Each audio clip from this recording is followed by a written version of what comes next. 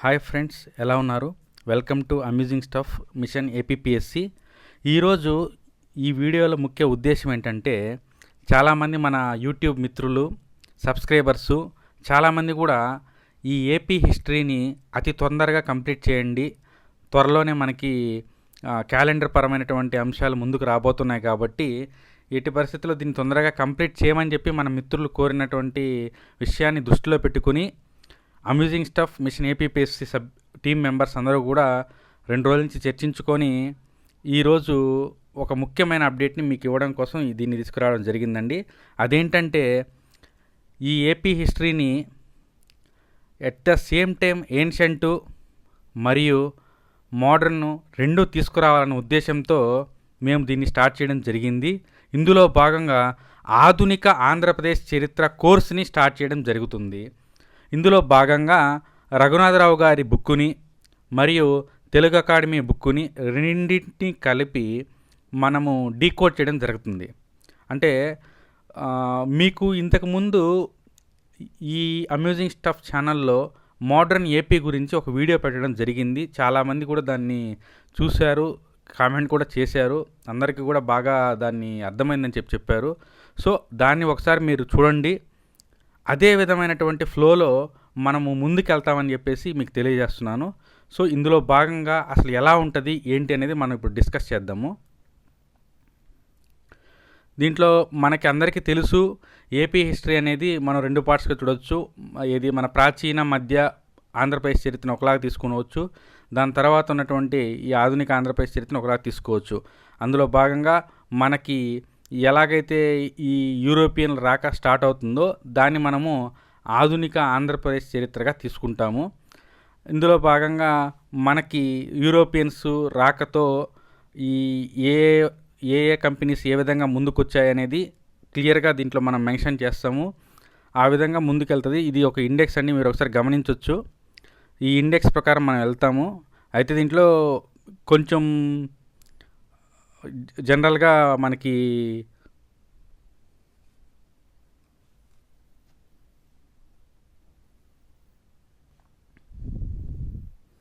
దీంట్లో మనకి తెలంగాణ కూడా మిక్స్ అయి ఉంటాయండి. కారణం ఏంటంటే, ఈ బుక్ అనేది ఉమ్మడి ఆంధ్రప్రదేశ్కి సంబంధించి రాయడం జరిగింది. సో దీంట్లో ఏదైతే ఉన్నాయో ఆ పార్ట్స్ మనం తీసేసి ఆంధ్రప్రదేశ్కి రిలవెంట్గా ఉన్నటువంటి పార్ట్స్ని మనం తీసుకోవడం జరుగుతుంది. సో కంప్లీట్గా దీంతోపాటు మనకి ఈ 2014 తర్వాత విభజన తాలూకా ఉన్నటువంటి అంశాలన్నిటి చాలా క్లియర్గా అడుగుతున్నారండి. లాస్ట్ టైం 2019 గ్రూప్ 2ని కానీ అంతకుముందు ఉన్న గ్రూప్ 2ని కానీ చూస్తే 2014 తర్వాత జరిగిన అంశాల మీదకి అధిక ప్రాధాన్యత ఇవ్వడం జరిగింది. అందులో భాగంగా 2014 విభజన చట్టం మీద ఉన్నటువంటి అంశాలు ఎక్కువగా ఇచ్చారు. అంతేకాకుండా 1956 2014 మధ్య జరిగిన విషయాలు కూడా ఎక్కువగా అడగడం జరిగింది. రవీంద్ర భారతిని ఎవరు ప్రారంభించారని కావచ్చు, లేదంటే నాగార్జున సాగర్ ఏ సంవత్సరంలో శంకుస్థాపన జరిగిందని ఇలాంటి క్వశ్చన్స్ అడగడం జరిగింది. చాలామంది ఆ విషయాలు ఇబ్బంది పడ్డారు. ముఖ్య కారణం ఏంటంటే, మనము 1956 ఆంధ్రప్రదేశ్ అవతరణ వరకు మాత్రమే చూస్తాము. దాని తర్వాత జరిగినటువంటి అంశాలని మనం పక్కన పెడతాము. కానీ ఈ amusing stuff machine APPSC YouTube ఛానల్లో భాగంగా కంప్లీట్ 2019 వైఎస్ జగన్మోహన్ రెడ్డి గారి ప్రభుత్వం వరకు ఏమేమి అంశాలు చారిత్రాత్మకంగా జరిగాయో వాటన్నిటిని మనం కన్సిడర్ చేయాల్సిన అవసరం ఉందండి. సో దానిలో భాగంగా మనం దీన్ని ఇవాళ తీసుకెళ్తాము. సో ఫస్ట్ స్టార్టింగ్ అండి, ఆంధ్రప్రదేశ్ ఆధునిక చరిత్ర ఏ విధంగా ప్రారంభమైందంటే, మనకి టర్కీ పాలకుడు మహమ్మద్ II అనేటువంటి ఒక వ్యక్తి ఉన్నాడు. అతను ఏం చేస్తాడంటే, కాన్స్టాంటినోపుల్ నగరాన్ని ఆక్రమిస్తాడు. సో యూరప్కి మన ఇండియా మీద వెళ్ళి ట్రేడ్ చేయాలంటే కాన్స్టాంటినోపుల్ అనేది ఒక మెయిన్ కీ పాయింట్ అనమాట. సో అప్పుడు ఏమవుతుందంటే, కాన్స్టాంటినోపుల్ని ఆక్రమించడం వల్ల ట్రేడ్ అనేది కష్టమవుతుంది. సో ఇప్పుడు ఏమైందంటే, సుగంధ ద్రవ్యాల కోసము వెళ్ళేటువంటి మార్గమైనటువంటి కాన్స్టాంటినోపుల్ని మూసేయడం వల్ల రూట్ 1 అనేది క్లోజ్ అయింది. అయితే వీళ్ళకి రూట్ 2 కూడా ఉంది యూరోపియన్స్కి. అదేంటంటే మధ్యధరా సముద్రం మీదుగా ఇండియాని చేరడం. బట్ ఇది కూడా త్రూ కాన్స్టాంటినోపుల్ మీద ఉండడం వల్ల వీళ్ళు మూడవ రూట్ని ఒకదాన్ని కనుక్కోవడం జరిగింది. ఆ రూట్ ఏంటంటే, సౌత్ ఆఫ్రికాని చుట్టి రావడం అనమాట. అంటే కింద నుంచి సౌత్ ఆఫ్రికాని ఇట్లా చుట్టి వస్తే ఇండియాని కలుక్కోవచ్చు అన్నది యూరోపియన్స్ మొత్తం కూడా భావించడం జరిగింది.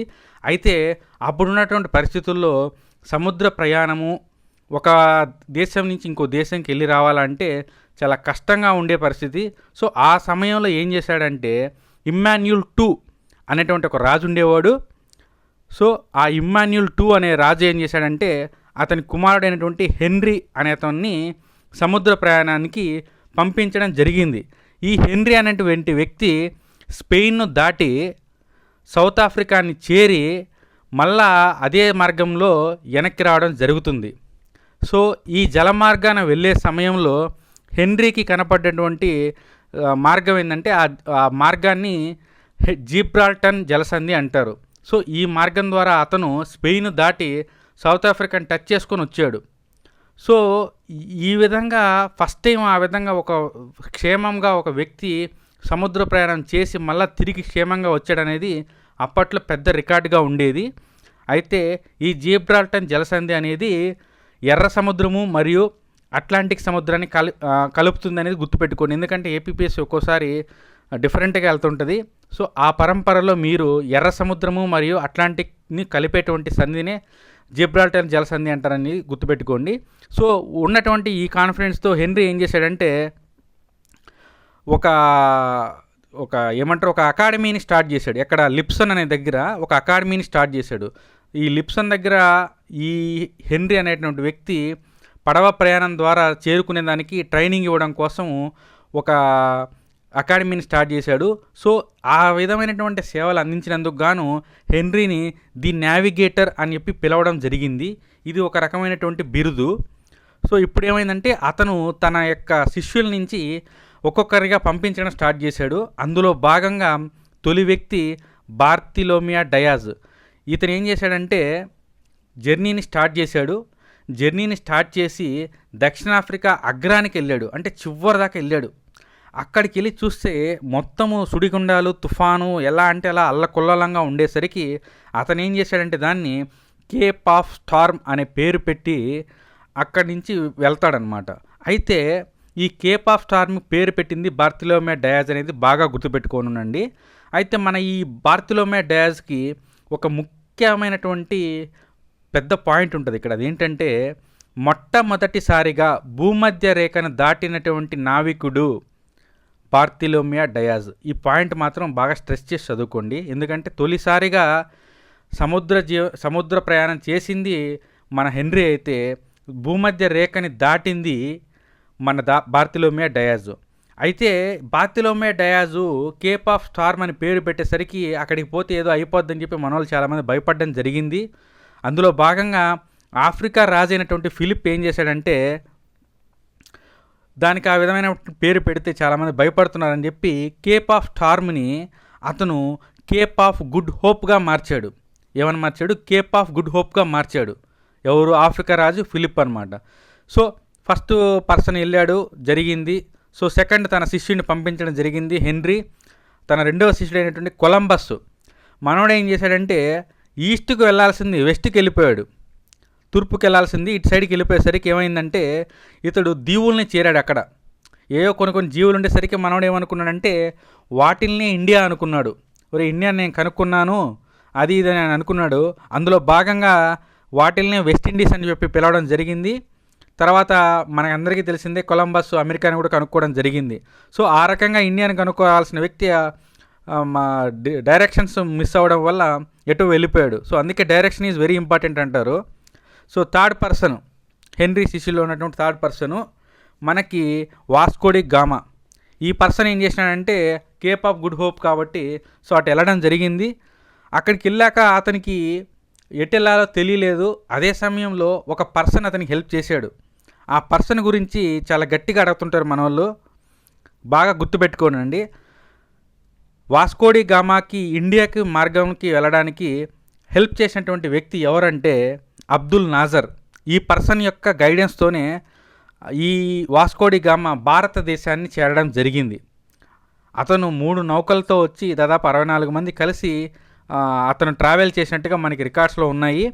సో అబ్దుల్ నాజరు యొక్క గైడెన్స్తో వాస్కో డి గామా ఎక్కడ అడుగు పెట్టాడంటే అందరికీ తెలిసింది, ఇది most wanted bit in APPSC and all exams. Calicut దగ్గర మే 27, దాని కొన్ని చోట్ల మే 20, 17 అని కూడా ఉందండి. 1498 అనే సంవత్సరంలో కాలికట్ దగ్గర వాస్కోడి గామా అనే వ్యక్తి మన దేశంలో అడుగుపెట్టడం జరిగింది. అయితే ఇదే సమయంలో చాలా మోస్ట్ వాంటెడ్ బిట్స్ ఉన్నాయి ఇక్కడ, ప్రతి లైన్ బిట్ అన్నట్టు ఇక్కడ. ఆ సమయంలో కాలికట్ దగ్గర ఉన్నటువంటి రాజు పేరు ఏమిటని చెప్పి చాలాసార్లు అడిగాడు, జమోరిన్. అయితే ఇక్కడ ఉన్నటువంటి ట్విస్ట్ ఏంటంటే జమోరిన్కి ఒక తెలుగు పేరు కూడా ఉంటుంది. ఆ పేరు ఏందని చెప్పేసి చాలామంది చాలా ఎగ్జామ్స్లో అడగడం జరిగింది. ఆ పేరు ఏంటంటే రాజా మను విక్రమవర్మ. జమోరిన్ యొక్క మరో పేరు రాజా మను విక్రమవర్మ. సో ఇప్పుడు ఏమైందంటే ఇంతవరకు దీనికి ఒక సీన్గా చూడండి. తర్వాత మనము భారతదేశంలో తొలిసారిగా పాశ్చాత్యులు ఏ విధంగా వచ్చారు అనేది ఒక సీక్వెన్స్ ఉంటుంది. అట్ ద సేమ్ టైము ఆంధ్రప్రదేశ్కి విదేశీయులు ఏ విధంగా వచ్చారనే దానికి ఒక సీక్వెన్స్ ఉంటుంది. సో ఫస్ట్ ఉండేది ఏంటంటే PDBDF అంటే ఏంటంటే మనకి ఇండియాలో ఎంటర్ అయినటువంటి వ్యక్తులు అనమాట, అంటే ఈ విదేశీయులు అనమాట. సో పి అంటే మనకి పోర్చుగీసు, అంటే మన వాస్కోడి గామా అట్లాంటి వాళ్ళు అనమాట పోర్చుగీస్ అనేది. సో పోర్చుగీస్ వాళ్ళు ఫస్ట్ వచ్చారు. తర్వాత సెకండ్ ఏంద్రా అంటే డచ్ వాళ్ళు వచ్చారు. తర్వాత బ్రిటిష్ వాళ్ళు వచ్చారు. తర్వాత డేన్స్ వచ్చారు. తర్వాత ఫ్రెంచ్ వాళ్ళు వచ్చారు. అందుకే PDBDF అంటే ఒక్కోసారి మనకి క్రమం అడగచ్చు. ఇది ఓన్లీ ఏపీపీఎస్సీ గ్రూప్ 2 అని కాదు, కానీ చిన్న చితక ఎగ్జామ్స్ ఏమైనా ఉంటాయి కదా, RRB కానీ చిన్న ఎగ్జామ్స్, అలాంటి వాటిలో వాళ్ళు వచ్చినటువంటి సీక్వెన్స్ అడిగే అవకాశాలు ఎక్కువ ఉంటాయి. అందులో భాగంగా మనకి ఈ PDBDF అనేది గుర్తుపెట్టుకోండి. తర్వాత మనకి ఆంధ్రప్రదేశ్కి వచ్చేసరికి సీక్వెన్స్ మారుతుంది, DBFP అనమాట. మనకేంద్రంటే ఫస్ట్ డచ్ వస్తారు, తర్వాత బ్రిటన్ వస్తారు, తర్వాత ఫ్రెంచ్ వస్తారు, తర్వాత లాస్ట్ పోర్చుగల్ వస్తారు. ఇండియాలోకి ఫస్ట్ వచ్చినటువంటి పోర్చుగీస్ వాళ్ళు మన ఆంధ్రాలోకి లాస్ట్ వస్తారు అనేది గుర్తుపెట్టుకోండి. ఈ సీక్వెన్స్ మాత్రం చాలా ఇంపార్టెంట్ రెండింటిది, PDBDF, ఏపీకి సంబంధించి DBFP, ఇట్లా రివర్స్గా అనమాట. అంటే సెకండ్ నుంచి DB వస్తే అట్లా అనమాట ఇది. సరే, ఇక్కడ కూడా మనకి కొన్ని రకాలమైనటువంటి ప్రశ్నలు పడతాయి. అవి ఏంటంటే వాస్కోడి గామా వచ్చే టయానికి ఏ రాజ్యంలో ఏ రాజు ఉన్నారని చెప్పి అడగడం జరుగుతుంది. అందులో భాగంగా మనకి విజయనగరం రాజు ఇమ్మడి నరసింహరాయలు ఉండేవాడు. విజయనగరం రాజుగా ఇమ్మడి నరసింహరాయలు ఉండేవాడు. ఆ టైంలో మనకి విజయనగర సామ్రాజ్యం అనేది బాగా వికసించి ఉండేది. సో అందులో భాగంగా మనకి విజయనగరంలో ఇమ్మడి నరసింహరాయ అతను ఉండేవాడు. At the same time Delhi సింహాసనం మీద సికిందర్ లోడి వంశము ఉండేది. సికిందర్ లోడి అనే వాళ్ళు ఉండేవాళ్ళు అనమాట. సో ఈ రకంగా మనకి ఇంట్రడక్షన్ అనేది ఇవ్వడం జరిగింది. సరే, ఈరోజు ఎలాగో క్లాస్ స్టార్ట్ చేశాం కాబట్టి ఒక రెండు కంపెనీస్ గురించి, అంటే డచ్ బ్రిటిష్ గురించి మనం ఒకసారి మాట్లాడుకుందాము. సో ఇందులో భాగంగా మనకి డచ్ స్టార్ట్ అవుతుందండి. 1602లో డచ్ వాళ్ళు తన ఏపీలో తొలి స్థావరాన్ని ఏర్పాటు చేసుకోవడం జరిగింది. 1602 సంవత్సరంలో డచ్ యునైటెడ్ కంపెనీ అనే దాన్ని ఆంధ్రప్రదేశ్లో స్థాపించడం జరిగింది. అందులో తొలి స్థావరం వచ్చేసి మచిలీపట్నంలో డచ్ వాళ్ళు తొలి స్థావరం, మోస్ట్ వాంటెడ్ బిట్ ఇది. మచిలీపట్నంలో తొలి స్థావరముగా డచ్ వాళ్ళు ఏర్పాటు చేసుకున్నారు. అయితే ఈ సమయంలో వాళ్ళకి పర్మిషన్ ఇచ్చినటువంటి గోల్కొండ సుల్తాన్ ఎవరు? మనకి మహమ్మద్ కులీ బాగా గుర్తుపెట్టుకోండి. మహమ్మద్ కులీ కుతుబ్ షా, MKL అనేది కోడ్ గుర్తుపెట్టుకోనండి. మహమ్మద్ కులీ కుతుబ్ షా. తర్వాత వచ్చేసి రెండవ స్థావరం ఎక్కడ ఏర్పాటు చేసుకున్నారంటే పులికాట్ దగ్గర రెండవ స్థావరాన్ని ఏర్పాటు చేసుకోవడం జరిగింది. అయితే ఇక్కడ కూడా మళ్ళీ పెట్టిందంటే అక్కడ పర్మిషన్ ఇచ్చినటువంటి రాజు ఎవరు అని అడుగుతారు. మనకి రెండవ వెంకటపతి రాయలు వాళ్ళకి పర్మిషన్ ఇవ్వడం జరిగింది. అయితే మనం ప్రశ్న నుంచి ఉపప్రశ్న నుంచి ఉప ఆన్సర్ అన్నట్టుగా ఈ రెండో వెంకటపతి రాయల్ని మనము SKDతో పోలుస్తారనమాట. ఇతన్నే SKDతో పోలుస్తారన్నారు అని పిలుస్తారు. అంటే విజయనగరంలో మనకి SKD తర్వాత మరో SKD ఎవరని అడిగితే రెండో వెంకటపతి రాయలని మనం చెప్పొచ్చు. తర్వాత మనకి మూడవ స్థావరంగా నాగపట్నం అనే దాన్ని ఏర్పాటు చేసుకున్నారు. ఇక్కడ బిట్ అనేది 3 రకాలుగా ఉంటుంది. మూడో స్థావరం ఏంటి అంటే నాగపట్నము. ఏ సంవత్సరంలో డచ్ వాళ్ళు నాగపట్నాన్ని మూడో స్థావరంగా ఏర్పరచుకున్నారంటే 1690.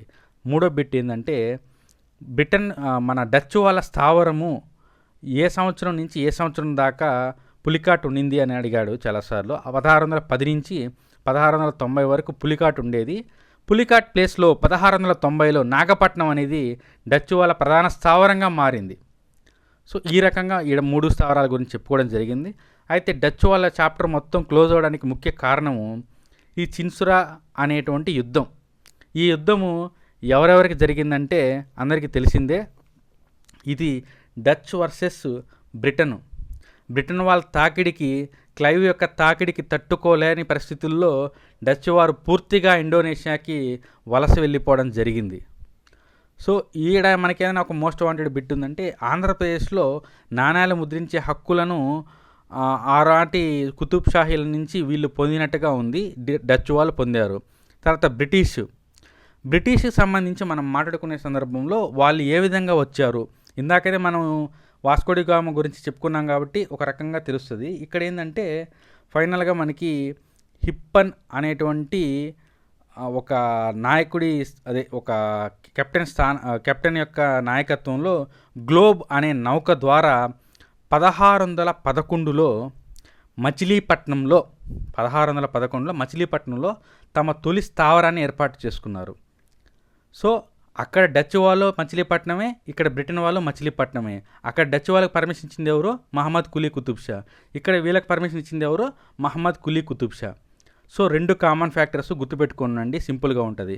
సెకండ్, డచ్ వాళ్ళకి ఏ విధంగా అయితే 2వ స్థావరం పులికాట్ ఉందో, ఇక్కడ వీళ్ళకు కూడా 2వ స్థావరంగా పులికాట్ ఉంటుంది. దీనికి పర్మిషన్ ఇచ్చిన వ్యక్తి కూడా 2వ వెంకటపతి రాయలే. అయితే ఇక్కడ సమస్య ఏమైందంటే మచిలీపట్నం నందు మాత్రము వీళ్ళకి ఇలా ప్రాబల్యం ఎక్కువగా ఉండేది డచ్ వాళ్ళది. సో కంబైన్డ్ స్థావరంగా మచిలీపట్నం ఉండేసరికి వీళ్ళకి ఏమైందంటే నెక్స్ట్ ఇంకేదైనా ప్లేస్ని ఎత్తుక్కోవాల్సిన అవసరం ఏర్పడింది. సో బిఫోర్ దట్ ఏంటంటే వర్తకానికి అనుమతి ఇచ్చింది మాత్రము మనకి మహమ్మద్ కుతుబ్ షా అని చెప్పి ఇక్కడ ఉంది. అంటే మీరు గుర్తుంచుకోవాల్సిన అంశం ఏంటంటే బ్రిటన్లో బ్రిటిష్ సంబంధించి మహమ్మద్ కులీ కుతుబ్ షా అనే అటువంటి వ్యక్తి తొలి స్థావరానికి పర్మిషన్ ఇచ్చాడు. బట్ వర్తకానికి మాత్రం అనుమతి రాకపోయేసరికి వాళ్ళు పులికాటికి వెళ్ళిపోయారు.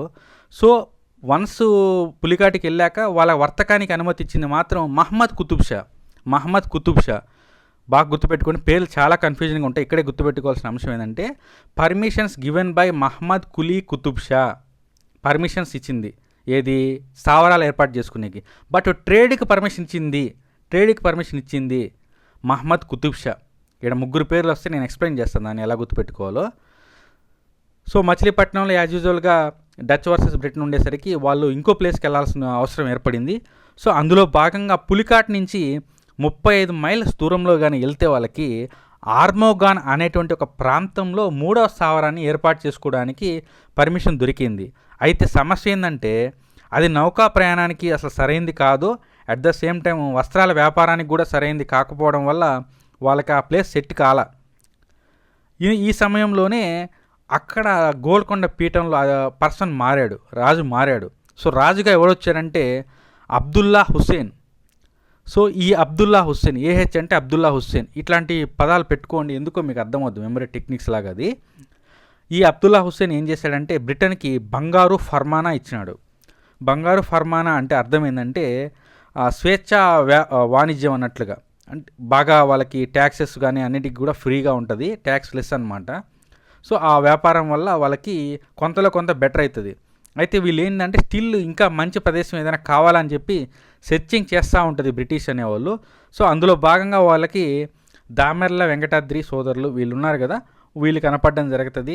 దాని తర్వాత వీళ్ళు హెల్ప్ చేయడము జరుగుతుంది. అందులో భాగంగా వీళ్ళు ఒక ప్లేస్లోకి వెళ్ళి ఒక కోట కట్టుకోవాలని చెప్పి ఆ రాజు నుంచి పర్మిషన్ తెచ్చుకోవడం జరిగింది. సో 1639లో కోట నిర్మాణం అనేది స్టార్ట్ అయ్యింది. 1640లో సెయింట్ జార్జి కోట అనేది కంప్లీట్ అయింది. మనకి బాగా పాపులర్ నేమ్ సెయింట్ జార్జి కోట అనేది 1640లో కంప్లీట్ చేసుకున్నారు.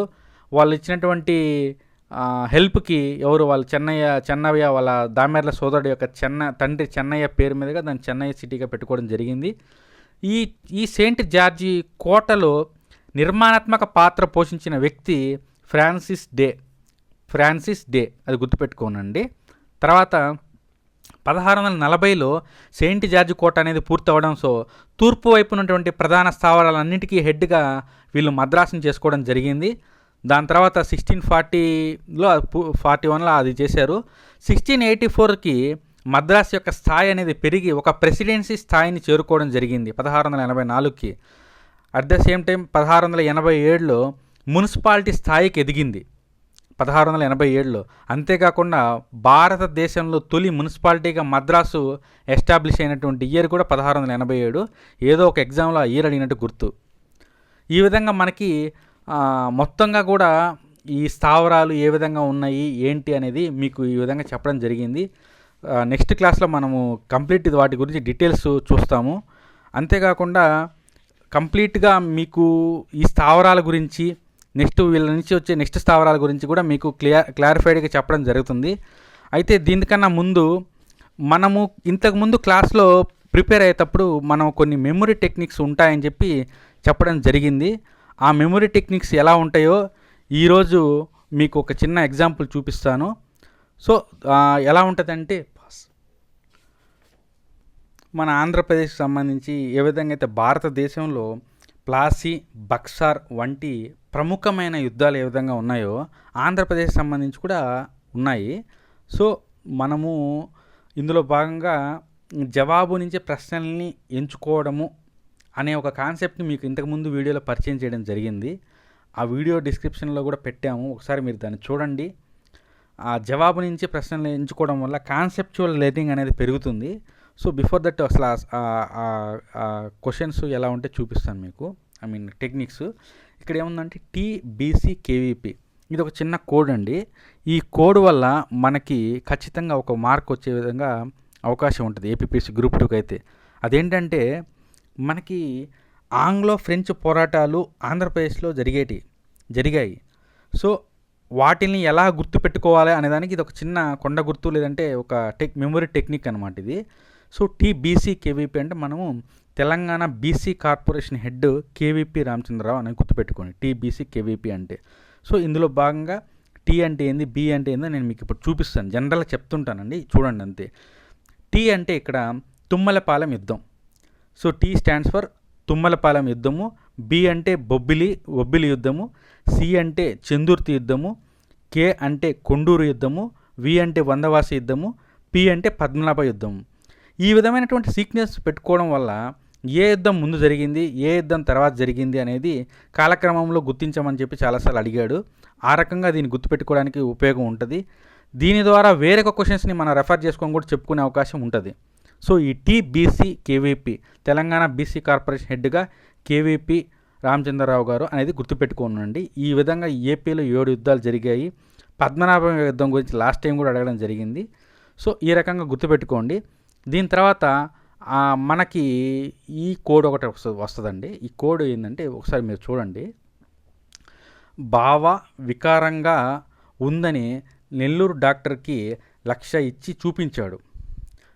సో ఈ కోడ్ బాగా వినండి. బావ వికారంగా ఉందని నెల్లూరు డాక్టర్కి 1,00,000 ఇచ్చి చూపించాడు అనేది కోడ్ అండి. ఇక్కడ అసలు ఇది దేని గురించి ఏంటి అనేది మీకు డౌట్ రావచ్చు. మన ఆంధ్రప్రదేశ్ ఆధునిక చరిత్రలో అత్యంత ప్రాధాన్యతమైన అంశము ఆంధ్ర మహాసభలు. ఏ సభ ఎక్కడ జరిగింది, దాని అధ్యక్షుడు ఎవరు, ఏ ఊర్లో జరిగింది అనేది సర్వసాధారణంగా అడిగేటువంటి క్వశ్చన్స్ ఇవి. మనకి మోస్ట్ 5 ఎక్కువగా అడుగుతాడు. దాని తర్వాత 10 సంవత్సరాలు 20 సంవత్సరాల గురించి ఎక్కువ అడుగుతాడు. సో టాప్ 5 అసలు ఏంటనేది చూద్దాం. ఇక్కడ మనకేముందండి, బావ వికారంగా ఉందని నెల్లూరు డాక్టర్కి 1,00,000 ఇచ్చి చూపించాడు. ఇక్కడ బా అంటే ఫస్ట్ పాయింట్ ఏ ఊర్లో జరిగింది, ఊరి పరంగా ఇది. బా అంటే బాపట్ల. వా అంటే విజయవాడ అని గుర్తుపెట్టుకోండి. నెక్స్ట్ వి, కలర్లో ఉన్నాయి అన్నీ కూడా, కలర్ గుర్తుపెట్టుకోండి. వి అంటే విశాఖపట్నంలో జరిగింది అని. కా అంటే కాకినాడలో జరిగింది. నెల్లూరు అంటే నెల్లూరులో జరిగింది. అంటే మీకు ఏమైంది, ఇక్కడ 5 ఊర్ల పేర్లు వచ్చినాయి. బాపట్ల, విజయవాడ, విశాఖపట్నం, కాకినాడ, నెల్లూరు. సో మీకు ఇక్కడ ఏమైందంటే వరుసగా 5 వచ్చేసాయి కాబట్టి వాటి అధ్యక్షులు ఎవరు నెక్స్ట్ చూద్దాం ఇక్కడ. సో బాగా వికారంగా ఉందని నెల్లూరు డాక్టర్కి 1,00,000 ఇచ్చి చూపించాడు, కానీ బాగు కాల, అన్యాయం జరిగింది. సో ఇప్పుడు ఏమైంది, అన్యాయం జరిగిందని చెప్పి మనం ఏం చేసాము, బిఎన్ శర్మని న్యాయం చేయమంటే నాదేముందయ్యా రామచంద్ర అని కొండ మీద దర్శనంకి వెళ్ళమని చెప్పాడంట ఆయన. సో రామచంద్ర అని కొండ మీద దర్శనంకి వెళ్ళండి అని చెప్పాడంట. ఇందులో మనకి 5 మంది పేర్లు వస్తాయండి. బిఎన్ శర్మ అనే అతని వ్యక్తి మనకి తొలి అధ్యక్షుడు. దాని తర్వాత రెండోది వచ్చేసి ఈడ న్యా అనేదాన్ని నేను హైలైట్ చేయడం జరిగింది. న్యాయంలో న్యా అనేదాన్ని హైలైట్ చేశాను. న్యా అంటే న్యాపతి సుబ్బారావు గారు, ఇతను రెండవ అధ్యక్షుడు. మూడవది నేను ఇక్కడ హైలైట్ చేసింది ఏంటంటే రామ అంటే అర్థము రామరాయనింగర్. ఇతను చాలా మోస్ట్ పాపులరు ఏపీ మోడర్న్ హిస్టరీలో. రామరాయనింగరు ఇతను. తర్వాత రామచంద్ర అనేది మనకి ఫోర్త్ పర్సన్గా ఉన్నారు. సో రామచంద్రరావు అనే ఆయన 4th పర్సను. తర్వాత కొండ అనేది మనకు ఒక పదంగా కనబడుతుంది. కొండ అంటే అర్థము కొండ వెంకటప్పయ్య గారు. ఇక్కడ మనకి ఎన్ని పేర్లు వచ్చాయండి? బిఎన్ శర్మ అనే వ్యక్తి వచ్చారు, న్యాపతి సుబ్బారావు వచ్చారు, రామరాయనింగర్ వచ్చారు, రామచంద్రరావు వచ్చారు, కొండ వెంకటప్పయ్య గారు వచ్చారు. పైన ఉన్నటువంటి కింద కలుపుకుంటే బాపట్లకి ఎవరు వచ్చారండి? ఇప్పుడు బాపట్లకి బిఎన్ శర్మ వచ్చారు. తర్వాత విజయవాడకి ఎవరు వచ్చారు? న్యాపతి సుబ్బారావు గారు వచ్చారు. దాని తర్వాత విశాఖపట్నంకి ఎవరు వచ్చారు? రామనారాయణింగర్ వచ్చాడు. తర్వాత కాకినాడకి ఎవరు వచ్చారు? రామచంద్రరావు వచ్చారు. నెల్లూరుకి ఎవరు వచ్చారు? కొండ వెంకటప్పయ్య వచ్చారు. ఈ విధంగా డీకోడ్ చేసుకోవాలా, టెక్నిక్స్ పెట్టుకోవాలా. వ్యాస్ట్ సిలబస్ ఏబిపిఎస్సి గ్రూప్ 2 అంటేనే ఒక ప్రిస్క్రైబ్డ్గా సిలబస్ ఉంది, కానీ డేటా అనేది చాలా ఎక్కువ గుర్తుపెట్టుకోవాల్సి వస్తుంది. ఈ రకమైనటువంటి మెమొరీ టెక్నిక్స్ వాడడం వల్ల ఒత్తిడితో ఉన్న సమయంలో కావచ్చు, లేదంటే ఏ సమయంలో అయినా సరే నిద్రలో తట్టి లేపినా అనే కానీ మనం సబ్జెక్ట్ని మీద పట్టు పెట్టుకునే అవకాశం ఎక్కువగా ఉంటుంది. సో ఇందాక యుద్ధాల గురించి ఏ విధంగా డీకోడ్ చేశాను, ఏ విధంగా చెప్పాననేది మీకు తెలిసే ఉంటుంది. దీని తర్వాత ఈ రెండింటి మధ్య ఈ ఆంధ్ర మహాసభలు ఏ విధంగా గుర్తుపెట్టుకోవాలనేది కూడా మేము మీకు ఇక్కడ చెప్పడం జరిగింది. సో ఇందాక నేను మీకు ఆ బ్రిటిష్ దగ్గర ఎలా గుర్తుపెట్టుకోవాలి ఏంటి అనేది కూడా చెప్పాను కదా. అసలు ఆ బ్రిటిష్ సంబంధించి ఫస్ట్ మనకి ఎవరు వచ్చి ఇచ్చారండి? మీకు గుర్తుంటుంది కదా, ఫస్ట్ పర్మిషన్ ఇచ్చింది ఎవరు? మహమ్మద్ కులీ కుతుబ్ షా. ఎవరికి? బ్రిటన్లో మచిలీపట్నానికి పర్మిషన్ ఇచ్చాడు. సెకండ్, అక్కడ ట్రేడ్ ఇవ్వడానికి కారణం ఎవరు? మహమ్మద్ కుతుబ్ షా. అదే బ్రిటిష్కి బంగారు ఫర్మనా ఇచ్చింది ఎవరు? అబ్దుల్లా హుస్సేన్. అంటే ముగ్గురు గోల్కొండ రాజులు ఆడ వరుసగా వచ్చారు. ఆ విధంగా మనం చెప్పుకోవడం వల్ల ఏమవుతుందంటే సబ్జెక్ట్ మీద క్లారిటీ ఉంటుంది, కాన్ఫిడెంట్ పెరుగుతుంది, ఎన్నో రకాల ఉపయోగం అనేది మీకు ఉంటుంది. సో ఇలాంటి టెక్నిక్స్ మేము అందిస్తామండి. ఇలాంటి టెక్నిక్స్ ఇంకా ముందు చాలా ఎక్కువగా ఉంటాయి. మన మెయిన్ ఉద్దేశము జవాబు నుంచి ప్రశ్నలండి. అంటే క్వశ్చన్ ఏదో ఇచ్చి దాని ఎక్స్ప్లెనేషన్ లేదంటే మ్యూట్లో పెట్టుకుని చదువుకోవడం అట్లాంటి ఏవి కూడా ఈ ఛానల్ నుంచి మీకు రావండి మ్యాక్సిమం. ఎందుకంటే ఖచ్చితంగా స్టూడెంట్ ఓరియంటెడ్, ఏ విధంగా అయితే సిటిజన్ బేస్డ్ డెమోక్రసీ అంటారో ఇది స్టూడెంట్ బేస్డ్ ఛానల్ అనమాట. వాళ్ళకి ఖచ్చితంగా ఉపయోగపడాలనే ఉద్దేశంతో చాలా ఇన్నోవేటివ్గా మేము అందించడం జరుగుతుంది. డీకోడింగ్ ఆఫ్ బిఎస్ఎల్ హనుమంతరావు అనేది చాలా గొప్ప విషయము. చాలామంది దీనికి సంబంధించి ఏదో ఒక 4 క్లాసులు పెట్టి తర్వాత డబ్బులు లేదంటే జాయిన్ అనే ఆప్షన్ పెడతామని అన్నారు. బట్ మేము కమిటెడ్గా ఉన్నామండి. స్టూడెంట్స్కి ఖచ్చితంగా ఉపయోగపడాలనే ఉద్దేశంతోనే మేము శ్రమిస్తున్నాము. దీనికి సంబంధించిన వీడియోలు డీకోడింగ్ చేస్తున్నాము. అందులో భాగంగా మేము ఈ ఏపీ హిస్టరీకి సంబంధించినంత వరకు ఎటువంటి పరిస్థితుల్లో కూడా మేము జాయిన్ అనేది పెట్టము, ఫ్రీగానే తీసుకోవచ్చు. మీకు ఎటువంటి ఇబ్బంది లేదు. స్టూడెంట్స్కి సంబంధించి మీకు వచ్చేటువంటి డౌట్స్ కానీ ఏమైనా కానీ ఖచ్చితంగా కామెంట్ రూపంలో తెలియజేయండి. మీకు అన్ని రకాలుగా మేము సపోర్ట్ చేస్తాము. సమయం ఉంది, సమయం ఖచ్చితంగా ఉంది. అన్ని రకాల హెల్ప్ కానీ ఏదైనా కానీ చేస్తారు.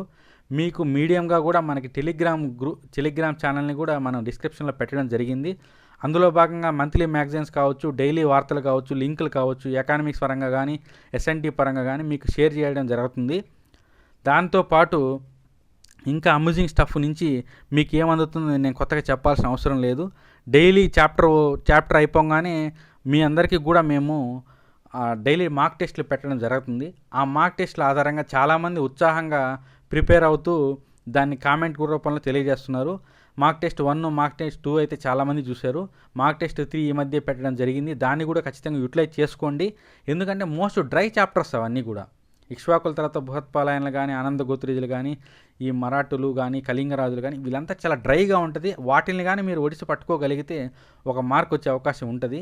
ప్రతి మార్క్ ఈజ్ కౌంట్ అండి. ఎందుకంటే ఒక మార్క్తో మిస్ అయిన వాళ్ళు చాలామంది మనకు కనపడుతూనే ఉంటారు. సో మీరు చేయాల్సిందల్లా ఏం లేదు, ఏపీ హిస్టరీకి సంబంధించి ఆ బిఎస్ఎల్ హనుమంతరావు డీకోడిఫికేషన్ని డైలీ రాసుకుంటా ప్రిపేర్ అవ్వండి. అతి త్వరలో మేము దీని ద్వారా మోడ్రన్ ఏపీ గురించి మేము రెగ్యులర్ క్లాసెస్ కూడా పెడతాము. ఈరోజు ఇంట్రడక్షనల్గా మేము పెట్టాము. మీరు కూడా ఒక కామెంట్ రూపంలో తెలియజేయండి ఏ విధంగా ఉంది ఏంటి అనేది. అతి త్వరలో మీ అందరికీ చెప్పినట్లుగా అతి త్వరలో పాలిటిక్స్ సంబంధించి మేము తొందరలో స్టార్ట్ చేయబోతున్నాము. ఇంకటి నుంచి మనకి ఈ అమ్యూజింగ్ స్టఫ్ అనే ఛానల్ పూర్తి పేరు అనేది మిషన్ ఏపీపీఎస్సీగా ఉంటుంది. సో మిషన్ ఏపీపీఎస్సీ భాగంగా మన వాళ్ళు ఏపీపీఎస్సీ నుంచి కాల్ లెటర్ అందుకునేందుకు సహాయ సహకారాలు అందించే విధంగా మన APPSC mission APPSC amusing stuff channel అనేది సర్వశక్తులు ఒడ్డుతుందని మీకు తెలియజేస్తున్నాము. ఖచ్చితంగా మా ఛానల్ని చూడండి, సబ్స్క్రైబ్ చేసుకొని షేర్ చేయండి, మీ ఫ్రెండ్స్ ఎవరికైనా కానీ షేర్ చేయండి. థ్యాంక్ యూ అండి. Thank you very much.